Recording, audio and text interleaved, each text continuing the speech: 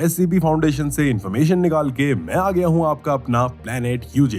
But before that आज का सवाल, एससीपी फाउंडेशन में एससीपी का फुल फॉर्म क्या है? ए secure content protect, be super cool power या फिर सी सेफ क्लास पॉइंटर। फटाक से सही जवाब कमेंट कर दीजिए। जवाब चाहिए ना, अभी देता हूँ। रिलैक्स भाई साहब रिलैक्स।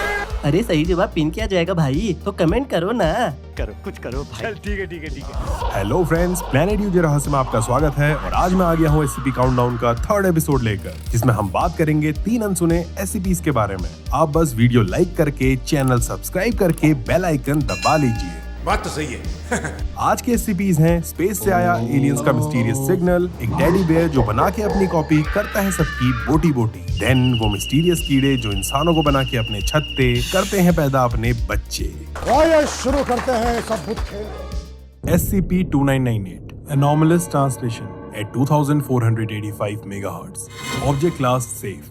चलो पहले ये बताओ कि कौन कौन वाव सिग्नल के बारे में जानता है। अगर आप एलियंस में इंटरेस्ट रखते हो ना, तो आई एम श्योर कि आपको इसके बारे में पता ही होगा। नहीं। वाव सिग्नल 1977 में स्पेस से डिटेक्ट किया गया एक रेडियो सिग्नल था जिसकी गुत्थी आज तक नहीं सुलझ पाई है।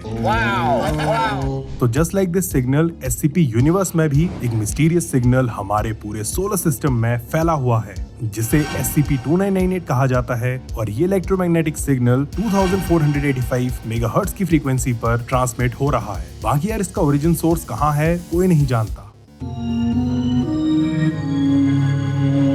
अब क्योंकि फाउंडेशन नहीं चाहती कि आम जनता को इस सिग्नल के बारे में पता चले, इसलिए उसने इलेक्ट्रॉनिक मैन्युफैक्चरिंग स्टैंडर्ड्स को ही मॉडिफाई करवा दिया है सो दैट दुनिया भर के सभी रेडियो इक्विपमेंट्स इस फ्रीक्वेंसी को डिटेक्ट ना कर पाएं। इसलिए अगर नॉर्मल सिविलियंस चाहें भी तो रेडियो वगैरह यूज करके इस सिग्नल को डिटेक्ट नहीं कर सकते।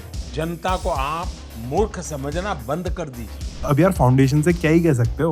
ओके, सो शुरू में इस सिग्नल को सिर्फ नॉइज समझा जा रहा था जो इस विशाल ब्रह्मांड की गहराइयों से एनॉमलसली ब्रॉडकास्ट हो रही थी। बट देन इवेंचुअली इसे डिकोड करके इसमें से एक वीडियो फाइल निकाल ली गई। वीडियो फुटेज में एक ह्यूमनॉइड एंटिटी एक अंधेरे कमरे में हवा में तैर रही थी। उसे टेलीकिनेसिस जैसी किसी पावर से जबरदस्ती वहां पर कैद किया हुआ था। बाकी उसके चेहरे से साफ था कि वो जीव बहुत ही दर्द में था। बस इसके अलावा फाउंडेशन अभी तक उस सिग्नल से कोई और इन्फॉर्मेशन नहीं निकाल पाई है। अब ये तो रही SCP-2998 की back story from its first iteration. बाकी आगे के इटरेशंस में कहानी और भी इंटरेस्टिंग हो जाती है। पहले तो ऐसे लोग मिलने लगते हैं जिनका ब्रेन इस सिग्नल से नई नई इन्फॉर्मेशन निकाल लेता है। देन एलियंस आ जाते हैं और नारे लगाने लगते हैं,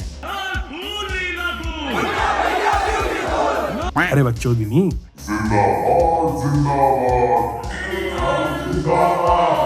इस तरह के नारे। आफ्टर दैट धरती और हमारी वाट लग जाती है और इसी दौरान SCP-2998 को कीटो क्लास ऑब्जेक्ट में क्लासिफाई कर दिया जाता है। अब यार एडिडाल क्या है, कौन है, धरती का क्या होता है भाई, इस पे तो एक पूरा अलग वीडियो बनेगा और उसी में हम चर्चा करेंगे। SCP-1048 builder bear object class Euclid.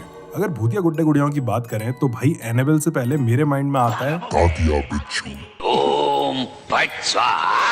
अगर नहीं देखा तो भाई इन शॉर्ट उस हत्यारे चक्की का देसी वर्जन था तातिया बिच्छू। चलो नाउ SCP-1048 एक भोला भाला मासूम सा दिखने वाला टेडी बेयर है जो टू बी ऑनेस्ट इन दोनों गुड्डों का बाप है। जो भी इससे मिला है यही कहता है कि हिल क्यों रहा है, लेकिन इसका जवाब किसी को नहीं पता। नाउ 1048 बोल तो नहीं सकता, बट कभी कभी इशारे करके सिर हिला के ये हाँ या ना में जवाब देता है। अब जब फाउंडेशन ने इससे इसके बैक स्टोरी और ओरिजिन के बारे में पूछा तो इसने कुछ रिएक्ट ही नहीं किया। ही वाज लाइक, मैं तुम्हारे बाप का नौकर नहीं। 1048 ज्यादातर समय आपको एक प्यारे छोटे डॉगी की तरह लोगों के साथ खेलता हुआ दिखेगा। ये नाचेगा, उछलेगा, आपके पैरों को मसारते हुए उनसे लिपट जाएगा। और भाई कभी कभी तो ये पेंटर भी बन जाता है, पिक्चर्स ड्रॉ करने लगता है। आपने इस पेंटिंग में ऐसा क्या देखा जो इन लोगों ने नहीं देखा? अब आपको लगेगा कि ये टिकल मॉन्स्टर जैसा ही मासूम है, बट भाई जरा संभल के, क्योंकि इसका असली चेहरा कुछ ज्यादा ही खतरनाक है। इसे बिल्डर बियर यूं ही नहीं कहा जाता। भाई इसकी क्रिएशंस के बारे में सुन के लोगों की रूहें कांप जाती हैं। जैसे बॉब द बिल्डर को ठोका पीटी करके बिल्डिंग्स खड़े करने का शौक था ना, बॉब द बिल्डर करके दिखाएंगे, कहीं लेंगे। वैसे ही इस भालू को अपने जैसे और टेडी बियर्स की सेना खड़ी करने का शौक है। मौका मिला नहीं कि ये शुरू हो जाता है अपनी जैसी शैतानी कॉपीज बनाने में जो इसके नापाक इरादों को एग्जीक्यूट करने में कसर नहीं छोड़ते। बिल्डर बियर एक नंबर का कतई हरामी जीव है। जिस थाली में खाता है उसी में छेद करता है। इंसानों से दोस्ती करता है क्योंकि इसे अपनी कॉपीज बनाने के लिए रॉ मटेरियल चाहिए। नाउ ये सुनो, फाउंडेशन में आने के जस्ट बाद इसने अपने जैसे 3 डैडीज बनाए। SCP-1048A जो कि पूरी तरह से इंसानी कानों से बना था। हाँ सही सुना, ह्यूमन ईयर्स। पता नहीं किसके कान काट लिए भाई इसने। SCP-1048-B ये वाला दिखने में एकदम 1048 जैसा ही था, बट ऐसा लग रहा था कि उसके अंदर कोई हिल रहा है। और कुछ देर बाद उस टेडी का पेट फाड़ते हुए अंदर से इंसानी बच्चे का एक हाथ निकला जो शायद जिंदा था। SCP-1048-C जिसे इसने लोहे और अदर मेटल्स के भंगार से बनाया था, और इन तीनों ने फाउंडेशन पर्सनल्स पर जानलेवा हमला करके कईयों की जान ले ली थी। SCP-439 bone hive, object class Euclid. SCP-439 एक अननोन ओरिजिन का इंसेक्ट है जो दिखने में कनखजूरे ईयरविक जैसा लगता है। ये एक बहुत ही खतरनाक जीव है जिसका ओरिजिन चाइना में हुआ। चाइना का वहां ज्यादा टिकता नहीं। अबे साले, ऐसा जरूरी नहीं है। चाचा कोरोना भी चाइना की पैदाइश है, तो जैसे